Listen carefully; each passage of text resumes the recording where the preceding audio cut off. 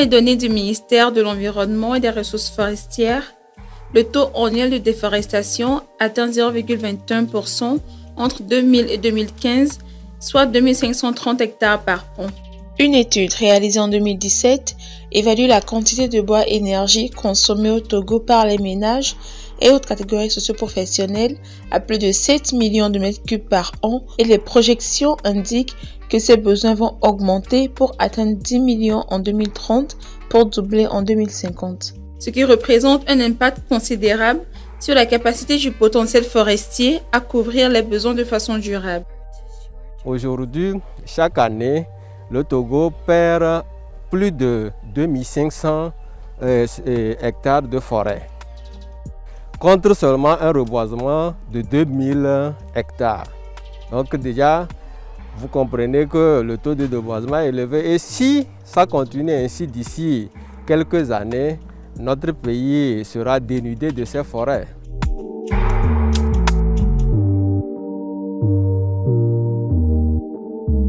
L'une des premières causes, c'est l'agriculture. Nos terres sont dégradées, c'est-à-dire pauvres. Et c'est lié aussi à nos pratiques agricoles. La deuxième cause, c'est l'exploitation forestière. Et à ce niveau, on a essentiellement l'exploitation à des fins bois-énergie. Nous avons aussi les feux de végétation. Et la population doit savoir, par exemple, pas parce que c'est moi qui ai mis en terre tel plan ou bien c'est moi qui ai réalisé telle plantation que je peux me lever pour aller la détruire ou pour aller couper. Avant d'aller couper ta plantation, tu dois obtenir une autorisation du ministre de l'Environnement.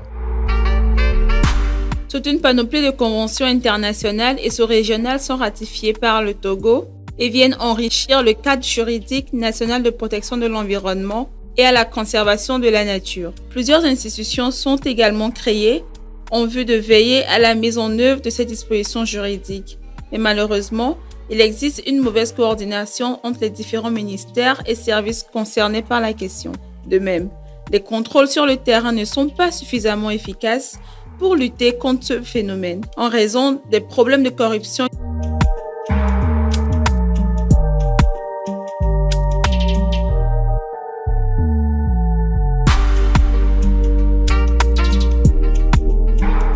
Aujourd'hui, il y a des nouvelles technologies qu'on peut utiliser pour pouvoir, comment l'appelle-t-on, réduire la pression sur les forêts.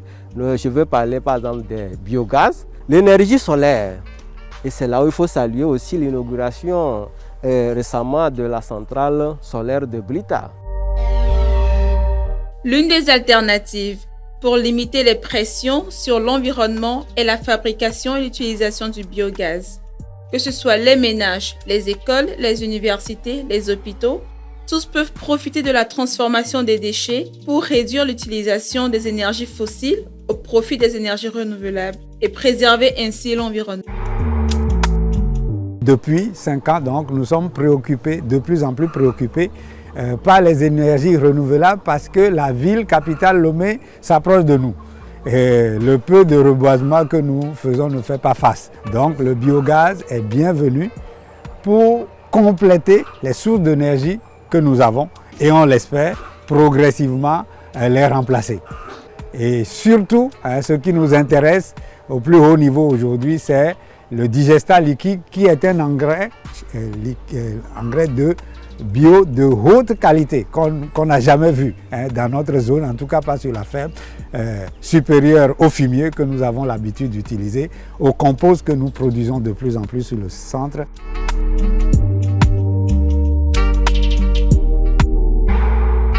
Le biogaz est issu de la fermentation des déchets biodégradables, que ce soit déchets au niveau des animaux, tout ce qui est lisier de porc, bouse de vache, fiente de volaille, et même la tonte de gazon, les pailles, les rêves de cuisine, tout ce qui est biodégradable sert de la matière pour produire le biogaz. Donc, à la fin, quand nous récupérons le gaz, soit ça dépend de là où il y a la cuisine, on va avec ce qu'on appelle l'aspect valorisation du gaz.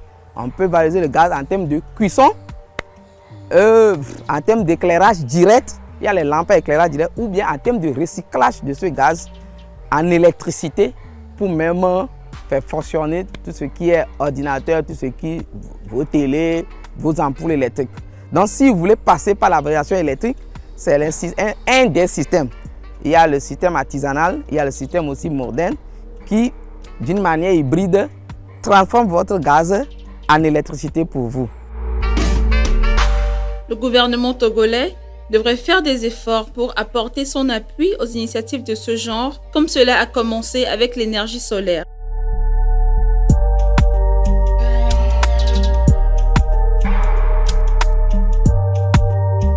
L'utilisation du biogaz a ses avantages sur le plan de développement durable, c'est-à-dire les trois piliers, l'économique, l'écologique et le socio-culturel. Donc quand nous prenons l'écologique, c'est dans le principe du changement climatique. D'abord avec ce que nous appelons aujourd'hui atténuation, adaptation et accès à l'énergie. C'est une énergie, donc c'est l'accès à l'énergie, mais c'est une énergie qui vient se substituer à l'utilisation de l'énergie bois énergie, donc la protection de l'environnement. C'est une énergie qui permet à la fin de donner encore de l'effluent, l'engrais bio pour faire une agriculture écologique. Donc du point de vue santé humaine qui protège l'humain, du point de vue environnement qui protège l'environnement et rend notre agriculture résiliente et s'adapte au changement climatique parce que c'est biofertilisant. L'autre côté, c'est l'assainissement qui évite les maladies vectorielles qui viennent de tout ce qui est pathogène, qui reste sur les déchets et fait transfert sur nos nourritures, tous nos problèmes, les eaux qui polluent les eaux autour de nous. Puisqu'il assainit le milieu parce qu'il ne traite pas seulement les déchets, il traite même les eaux usées, tout ce qui peut stagner dans la nature. Sur le plan économique, il y a le volet d'abord durabilité du système. Donc en termes de durabilité, l'économie, déjà le retour sur investissement de ce que vous allez investir pour le faire, ça a passé depuis peut-être 2 ans même déjà, vous l'avez amorti. Et tout ce temps-là, vous voyez ce que vous faites en termes d'économie. Donc sur le plan économique, c'est très avantageux. Maintenant, on peut peut-être parler des désavantages, des inconvénients. Non, on sait qu'il n'y a aucun système qui ne soit instant d'inconvénients. Mais en réalité, nous disons que les inconvénients sont purement négligeables. Puis c'est le méthane, ce n'est pas le butane. Contrairement au butane, propane qui s'explose, qui engendre des incendies, le méthane est plus léger que l'air. Étant plus léger que l'air, se laisse ventiler automatiquement. Et c'est d'ailleurs pourquoi on l'appelle un gaz domestique et ça ne cause pas de problème. Maintenant, sur le plan humain, ça permet quelque part de réduire les corvées pour nos mamans qui prennent des fagots de bois sur la tête, les charbons de bois et en plus de cela sont sujettes à des maladies dans les cuisines non aérées vis-à-vis du bois énergie, les maladies hépato-rénales, les asthmes non génétiques, beaucoup d'autres maladies. Donc le genre, l'humain même est là.